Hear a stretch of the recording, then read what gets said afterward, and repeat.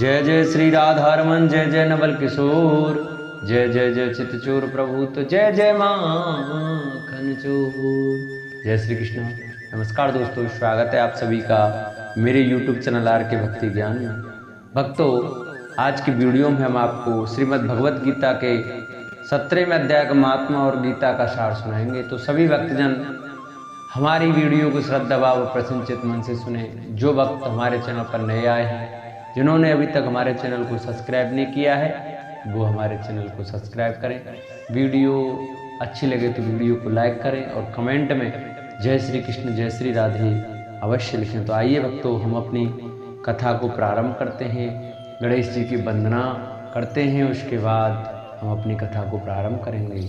गजाननं भूतगणाधिसेवितं कपितजम्बुफलचारुभक्षणं उमासुतं शोकविनाशकारकं नमामि विघ्नेश्वरपादपङ्कजं।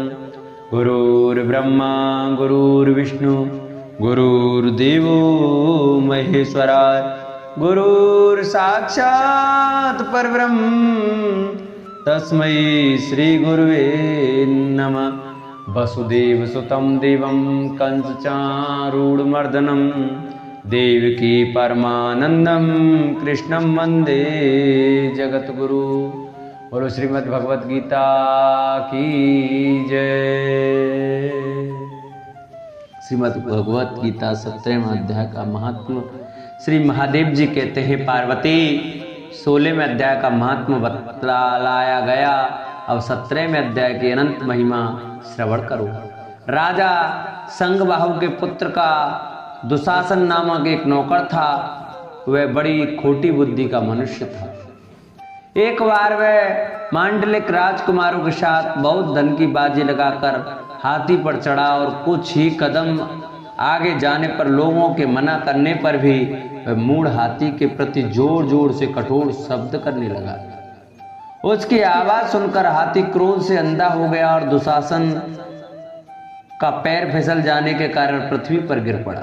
दुशासन को गिरकर कुछ उच्छ्वास लेते हुए काल के समान निरंकुश हाथी ने क्रोध में भरकर उसे ऊपर फेंक दिया। ऊपर से गिरते ही उसके प्राण निकल गए। इस प्रकार कालवश मृत्यु को प्राप्त होने के बाद उसे हाथी की योनि मिली और सिंहलदीप के महाराज के यहाँ उसने अपना भविष्य में व्यतीत किया।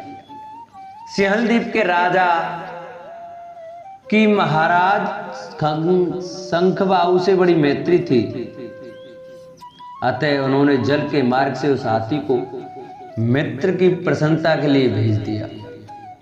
एक दिन राजा ने श्लोक की समस्या पूर्ति से संतुष्ट होकर किसी कवि को पुरस्कार रूप में वह हाथी दे दिया और उन्होंने 100 स्वर्ण मुद्राएं लेकर उसे मालव नरेश के हाथ बेच दिया। कुछ काल व्यतीत होने पर वह हाथी यत्न पूर्वक पालित होने पर भी असाध्य ज्वर से ग्रस्त होकर मरणासन हो गया। हाथी वाहनों ने जब उसे ऐसी सोचनीय अवस्था में देखा तो राजा के पास जाकर हाथी के हित के लिए शीघ्र ही सारा हाल कह सुनाया। महाराज, आपका हाथी अस्वस्थ जान पड़ता है, उसका खाना पीना और सोना सब छूट गया है।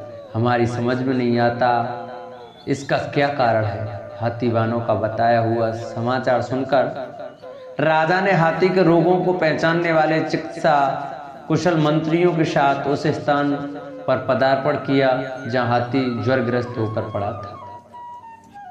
राजा को देखते ही उसने ज्वर जनित वेदना को भूलकर संसार को आश्रय में डालने वाली वाणी में कहा, संपूर्ण शास्त्रों के ज्ञाता, राजनीति के समुद्र, शत्रु समुदाय को परास्त करने वाले तथा भगवान विष्णु के चरणों में अनुराग रखने वाले महाराज, इन औषधों से क्या लेना है। वेदों से भी कुछ लाभ होने वाला नहीं है।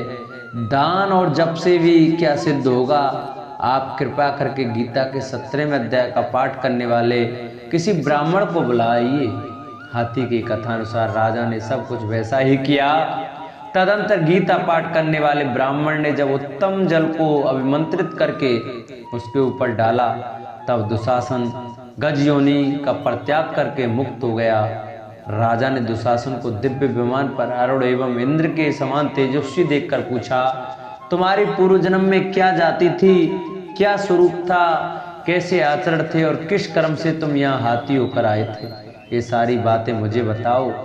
राजा के इस प्रकार पूछने पर संकट से छूटे हुए दुशासन ने विमान पर बैठे ही बैठे स्थिरता के साथ अपना पूर्व जन्म का उपयुक्त समाचार यथावत कह सुनाया। तत्पश्चात नरश्रेष्ठ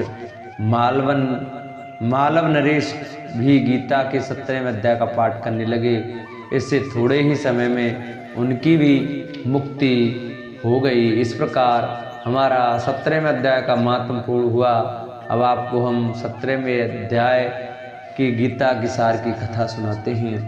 इस प्रकार भगवान के वचन सुनकर अर्जुन बोला, हे कृष्ण, जो मनुष्य शास्त्र विधि को त्याग कर केवल श्रद्धा से युक्त हुए देवादिकों का पूजन करते हैं, उनकी स्थिति फिर कौन सी है?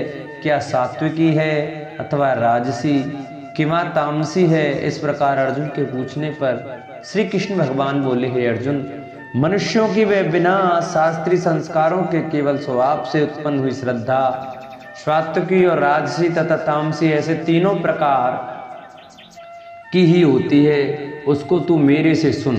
हे भारत, सभी मनुष्यों की श्रद्धा उनके अंतःकरण के अनुरूप होती है तथा यह पुरुष श्रद्धा में है, इसलिए जो पुरुष जैसी श्रद्धा वाला है वह स्वयं भी वही है, अर्थात जैसी जिसकी श्रद्धा है वैसा ही उसका स्वरूप है। उसमें सात्विक पुरुष तो देवों को पूजते हैं और राजस पुरुष यज्ञ और राक्षसों को पूजते हैं तथा अन्य जो तामस मनुष्य हैं वे प्रेत और भूत गणों को पूजते हैं। हे अर्जुन, जो मनुष्य शास्त्र विधि से रहित केवल मन कल्पित घोर तप को तपते हैं तथा दम्भ और अहंकार से युक्त एवं कामना आसक्ति और बल के अभिमान से भी युक्त हैं तथा जो शरीर रूप से स्थित भूत समुदाय को अर्थात शरीर, मन और इंद्रियादिकों के रूप में परिणत हुए आकाश आदि 5 भूतों और अंतःकरण में स्थित मुझ अंतर्यामी को भी क्रस करने वाले हैं, उन अज्ञानियों को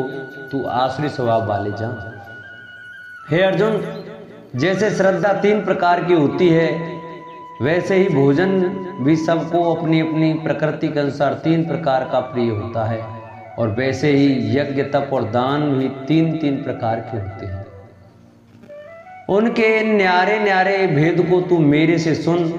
आयु, बुद्धि, बल, आरोग्य, सुख और प्रीति को बढ़ाने वाले एवं रसयुक्त, चिकने और स्थिर रहने वाले तथा स्वभाव से ही मन को प्रिय ऐसे आहार अर्थात भोजन करने के पदार्थ तो सात्विक पुरुष को प्रिय होते हैं। कड़वे, खट्टे, लवण युक्त और अति गर्म तथा तीक्ष्ण, रूखे और दाहकारक एवं दुख, चिंता और रोगों को उत्पन्न करने वाले आहार तथा भोजन करने के पदार्थ राजस पुरुष को प्रिय होते हैं तथा जो भोजन अदप का रस रहित और दुर्गंध युक्त एवं बासी और उत्तिष्ट है तथा जो अपवित्र भी है वह भोजन तामस पुरुष को प्रिय होता है। हे अर्जुन, जो यज्ञ शास्त्र विधि से नियत किया हुआ है तथा करना ही कर्तव्य है ऐसे मन को समाधान करके फल को न चाहने वाले पुरुषों द्वारा किया जाता है वह यज्ञ तो सात्विक है। और हे अर्जुन, जो यज्ञ केवल दंभाचरण के लिए ही अथवा फल को भी उद्देश्य रखकर किया जाता है उस यज्ञ को तू राजस जान तथा शास्त्र विधि से हीन और अन्नदान से रहित एवं बिना मंत्रों के, बिना दक्षिणा के और बिना श्रद्धा के किए हुए यज्ञ को तामस यज्ञ कहते हैं। हे अर्जुन, देवता, ब्राह्मण, गुरु और ज्ञानी जनों का पूजन एवं पवित्रता, सरलता, ब्रह्मचर्य और अहिंसा यह शरीर संबंधी तप कहा जाता है तथा जो उद्वेग को नम करने वाला, प्रिय और हितकारक एवं यथार्थ भाषण है और जो वेद शास्त्रों के पढ़ने का एवं परमेश्वर के नाम जपने का अभ्यास है वह निसंदेह वाणी संबंधी तप कहा जाता है तथा मन की प्रसन्नता और शांत भाव एवं भगवत चिंतन करने का स्वभाव, मन का निग्रह और अंतःकरण की पवित्रता ऐसे यह मन संबंधी तप कहा जाता है। परंतु हे अर्जुन, फल को न चाहने वाले निष्कामी योगी पुरुषों द्वारा परम श्रद्धा से किए गए हुए उस पूर्वोक्त 3 प्रकार के तप को तो सात्विक कहते हैं। और जो तप सत्कार, मान और पूजा के लिए अथवा केवल पाखंड से ही किया जाता है वह अनिश्चित और क्षणिक फल वाला तथा यहाँ राजस कहा गया है। जो तप मूर्ता पूर्वक हठ से मन, वाणी और शरीर की पीड़ा के सहित अथवा दूसरे का अनिष्ट करने के लिए किया जाता है वह तप तामस कहा गया है। और हे अर्जुन, दान देना ही कर्तव्य है ऐसे भाव से जो दान देश, काल और पात्र को प्राप्त होने पर प्रत्युपकार न करने वाले के लिए दिया जाता है वह दान तो सात्विक कहा गया है। और जो दान क्लेश पूर्वक तथा प्रत्युपकार के प्रयोजन से अर्थात बदले में अपना सांसारिक कार्य सिद्ध करने की आशा से अथवा फल को उद्देश्य रखकर फिर दिया जाता है वह दान राजस कहा जाता है। और जो दान बिना सत्कार किए अथवा तिरस्कार पूर्वक अयोग्य देश काल में कुपात्रों के लिए अर्थात मद मसाद अव्यक्ष वस्तुओं के खाने वालों एवं चोरी जारी आदि नीच कर्म करने वालों के लिए दिया जाता है वह दान तामस कहा गया है। हे अर्जुन, तत्सत ऐसे 3 प्रकार का सच्चिदानंद घन ब्रह्म का नाम कहा है। उसी से सृष्टि के आदि काल में ब्राह्मण और वेद तथा यज्ञादिक रचे गए हैं। इसलिए वेद को कथन करने वाले श्रेष्ठ पुरुषों की शास्त्र विधि से नियत की हुई यज्ञ, दान और तप रूप क्रियाएं सदा ओम ऐसे इस परमात्मा के नाम को उच्चारण करके ही आरंभ होती हैं। तथा अतार्थम नाम से कहे जाने वाले परमात्मा का ही ये सब है। ऐसे इस भाव से फल को न चाहकर नाना प्रकार की यज्ञ, तप रूप क्रियाएं तथा दान रूप क्रियाएं कल्याण की इच्छा वाले पुरुष द्वारा की जाती हैं।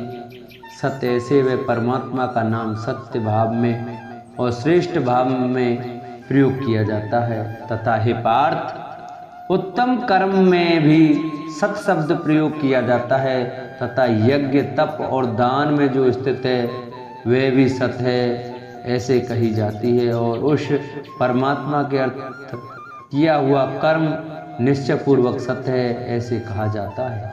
हे अर्जुन, बिना श्रद्धा के होमा हुआ हवन तथा दिया हुआ दान एवं तपा हुआ तप और जो कुछ भी किया हुआ कर्म है वह समस्त असत ऐसे कहा जाता है।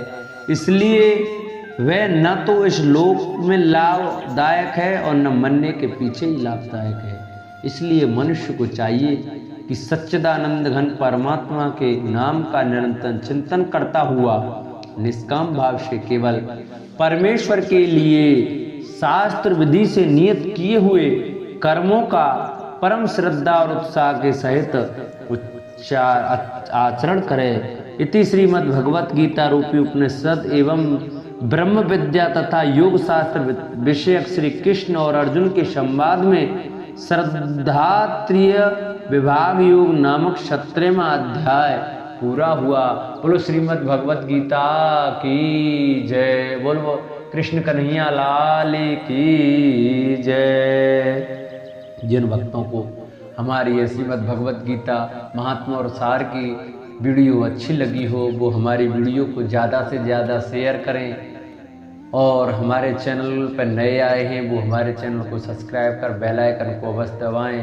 वीडियो अच्छी लगी हो तो वीडियो को लाइक करें और कमेंट में जय श्री राधे, जय श्री कृष्ण अवश्य लिखें।